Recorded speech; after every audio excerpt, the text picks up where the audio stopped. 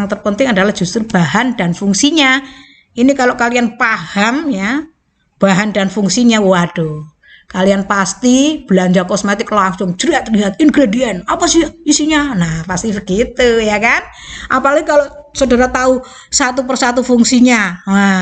Wah ini fungsinya bisa digantikan ini. Wah saudara bisa berinovasi nih dengan berbagai macam formula yang sudah ada.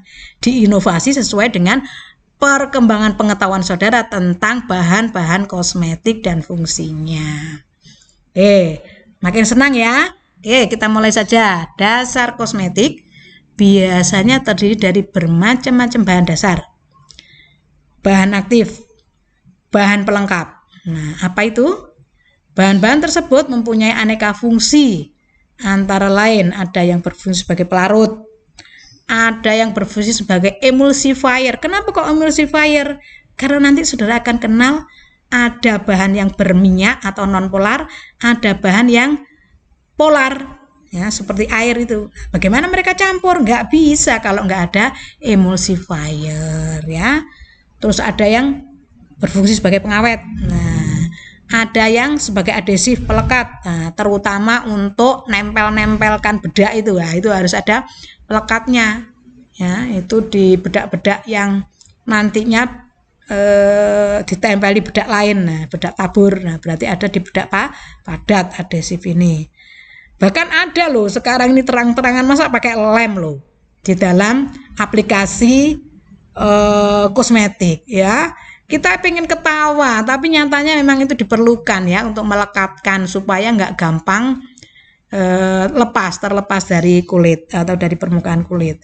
Ada yang untuk pengencang. Nah ini memberikan efek seolah-olah ketarik begitu ya. Terus ada yang adsorben ini mestinya ya, adsorben atau penyerap. Mengapa kok harus ada penyerap? Nah, coba bayangkan wajah kita seharian ini kan ya keringatan ya. Nah, kalau nggak ada yang menyerap, nanti keringat kita kan menjadi deleweran ya, mengalir, terus melarutkan bedak-bedak kita itu, ya kan? Nah, makanya sekarang ini ya banyak digunakan juga material-material adsorben. Koyok bangunan ya, nah begitulah ya. Jadi nanti kalau saudara mengaplikasikan kosmetik itu ndak ubahnya dengan orang ngecat tembok juga ya, ada adsorbennya yang menyerap sehingga begitu saudara berkeringat kosmetiknya bukan tambah luntur tapi malah saudara tambah kelihatan lebih putih. Mengapa? Karena ada material-material. Nah ini nanti penelitian saya waktu itu yaitu tentang bentonit ya, itu lempung. Kaget ya saudara ya, wah lempung bu, iya. Jadi bahan bedak itu bedak tabur, bedak padat itu ada lempungnya ya yang namanya bentonit. Itu begitu sudah nyerap dia kan makin mengembang. Makin mengembang warnanya makin pudar. Jadi tadinya kalau bentonit itu sudah di oven dan sebagainya ya untuk persiapan menjadi bedak itu ya. Itu warnanya krem. Begitu sudah menyerap air itu malah keputih-putihan, jadi krem keputih-putihan sehingga loh habis wudhu atau habis keringetan gobios kok malah lebih putih ya orang ini. Nah lebih seneng kan saudara? Itu ternyata adalah bentonit ya. Oke nanti kalian yang seneng penelitian ayo ya bentonit kita gunakan sebagai bahan dasar dari bedak-bedak tabur, bedak-bedak padat juga. Nah begitu. Terus ada juga yang desinfektan ya sebagai pembunuh kuman. Kenapa? Karena wajah kita kan selalu bersentuhan dengan udara luar ya, polusi dan sebagainya. Nah, kalau di dalam bedak ada desinfektannya kan tentu mikroba tidak sampai masuk ke area-area kulit bagian dalam. Nah, pada umumnya 95% dari kandungan kosmetik adalah bahan dasar itu semua. Nah, yang 5% itu bahan aktif ya. Jadi misalnya bedak tabur, paling banyak apa? Ya, yang serbuk-serbuk itu apakah itu dari talkum, apakah itu dicampur dengan bentonit ya. Nah, itu hampir 95%. Nah, nanti pelembabnya, vitamin, terus apa itu? Material-material aktif ya. mungkin yang bisa menyebabkan pertumbuhan kolagen dan sebagainya seperti itu hanya sekitar 5%. Atau bahkan ada yang tidak mengandung bahan aktif sama sekali. Nah, ini nanti kalau kita sudah masuk ke area kosmetikanya bayi, bukan kosmetik ya, kalau bayi itu apa namanya? Ya, skincare-nya bayi ya. Nah, itu malah sama sekali tidak mengandung bahan aktif. Mengapa? Ya karena bayi sendiri itu kan pertumbuhannya dari dalam kan begitu pesat. Sehingga memang tidak perlu lagi bahan aktif, semua selnya masih muda, tidak ada perlu tambahan-tambahan apapun dari luar, tapi hanya untuk melindungi dari debu dan polusi dari luar, sehingga hanya terisi oleh ini bahan-bahan dasar saja, begitu. Oke, jelas ya sampai sini. Dengan demikian tuh saudara ini sebenarnya bisa loh ngaduk-ngaduk formula sendiri, mencampur-campur sendiri ya. Tapi jangan lupa baca ingredientnya dengan seksama ya. Dan kalian nggak perlu bangga loh, sampai sekarang saya masih tetap pakai bedak bayi loh Bu. Jangan bangga, karena saudara sudah tidak waktunya lagi menggunakan bedak-bedak bayi itu yang tanpa material aktif ya, tanpa tabir surya dan sebagainya ya. Itu jadi dari sini sudah tahu kan, bukan berarti yang untuk bayi-bayi itu lalu baik saja untuk kalian yang remaja ya, enggak baik ya, enggak baik sama sekali. Oke, lanjut. Nah, untuk batas kedaluarsa ini ada peraturan yang mengikat dari pemerintah ya, 1 tahun 2 tahun ya. Tapi sekarang kita bayangkan bagaimana industri kosmetik, apakah dalam 1 tahun itu sudah pasti habis. Nah, sehingga disinilah mulai orang melakukan beberapa, mau dianggap apa ini, kenakalan, kecurangan. Nah, silakan saja ya. Nanti saudara kan akan lebih bijaksana kalau saudara sudah menjadi produsen kosmetik. Mau enggak saudara tiap tahun bikin begitu ya? Itu. Jadi harus dipikirkan, kalau cuma 1 tahun saja bagaimana. Nah, kalau tidak ingin 1 tahun ya tentu yang namanya bahan pengawetnya, antimikrobanya ya dilipatkan, akhirnya begitu. Nah, beberapa orang bilang pengawet itu nanti efeknya jelek, ya memang ya, bahan kimia apapun kalau melebihi batas ambang, nah itu pasti jelek efeknya. Tidak melebihi batas ambang tapi terus-menerus ada juga jelek ya. Karena itu memang kosmetik ini dipandang apa ya, ya perlu dipandang perlu ya. Kalau di rumah-rumah saja ya tentu saudara tidak harus menggunakan tabir surya, tidak harus menggunakan foundation ya. Ya cukup dibersihkan saja.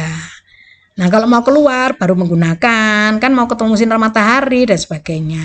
Kalau malam kan butuh vitamin-vitamin dan sebagainya. Tapi saya ragu Bu, vitamin-vitamin yang ada di kosmetik. Ya oke lah, kamu oles-oles vitamin sendiri ya.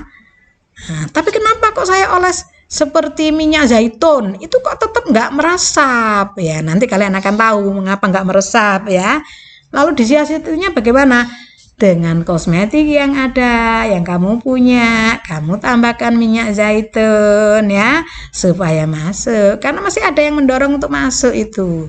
Yang tadi kita sudah kenal sebagai apa, emulsifier tadi, yang mengemulsi, menggabungkan antara material yang polar dan non polar. Nah, kalau minyak zaitun kan non polar sekali, bagaimana masuk ke pori-porimu? Tidak mungkin. Jadi harus ada surfaktan atau emulsifier yang ada, biasanya di dalam formula kosmetik pasti itu ada, sehingga saudara bisa gabung, baru itu diaplikasikan. Nah, dengan demikian maka menjadi bermanfaat sekali ya.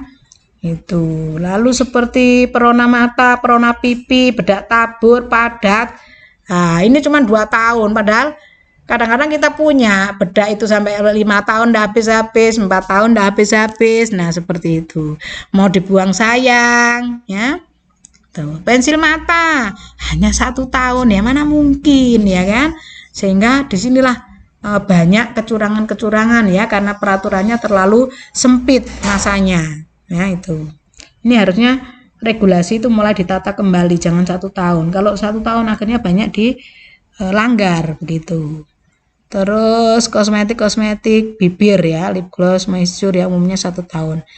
Nah sekarang paling gampang untuk mengetahui ciri khas dia kedaluarsa itu seperti apa? Ya formulanya sudah rusak. Kalau tadi dibuat dari minyak dan air ya mereka sudah memisah. Yang minyaknya ya akhirnya tengi. Nah seperti itu ya. Berlendir itu artinya minyaknya keluar ya, minyak kan seperti lendir. Nah, awalnya kan tidak seperti itu kalau mereka masih menyatu formulanya. Begitu sudah rusak minyaknya keluar, terus apalagi nanti setelah beberapa waktu diikuti dengan bau tengi. Nah itu ya.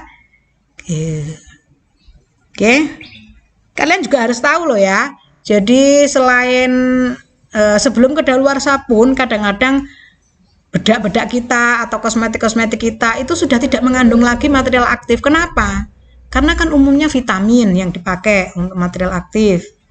Mungkin juga sebagian ada yang ada hormon, ada apa itu? Serum. Nah, itu semua kan mudah sekali mengalami kerusakan. Apalagi saudara buka tutup, teroksidasi udara luar. Nah, itu semua memungkinkan terjadi kerusakan formula. Bagaimana untuk mengatasi ini? Nah, seperti yang saya katakan tadi, saudara bisa memfortifikasi atau nambahkan sendiri. Atau vitamin C, vitamin apa ditambahkan dalam formula. Sekali lagi, tapi harus dipikirkan nanti penampakannya seperti apa. Ya. Kalau nanti malah membuat wajah saudara menjadi seperti topeng, ya tentu pakainya di malam hari saja ya. Jadi saudara fortifikasinya untuk krem malam saja, bukan di krem pagi. Oke. Seperti itu ya. Oke, dan saudara perlu tahu ya. Seperti kosmetik bibir ini. Ya, bisa berbau tengi juga karena di situ banyak minyak-minyak yang digunakan. Terus kok bisa ya membuat bibir itu gatal dan sebagainya. Nah, pewarna kosmetik itu loh sampai sekarang ini masih tetap menggunakan logam-logam berat. Nah, saudara tahu logam itu nanti akan potensi menjadi apa? Menjadi ion, ya kan? Sudah pasti itu, saudara bisa melihat dari potensial reduksinya, ya, positif apa negatif. Nah, silakan dilihat. Ya, kalau negatif kan berarti dia lebih cenderung untuk menjadi kation. Nah, itu. Kalau sudah menjadi kation bagaimana? Mudah menembus ke dalam pori-pori bibir ya. Otomatis di situ terjadi penolakan dari tubuh setiap ada antigen, antibodi yang muncul. Nah, terjadi peperangan. Nah, itulah yang kita merasakan gatal-gatal ya. Dan logam yang sudah menjadi kation itu yang menyerang kemana-mana, menyerang beberapa ikatan-ikatan yang ada di dalam jaringan kulit kita atau bibir kita. Nah itu akhirnya gatal-gatal. Oke, baik.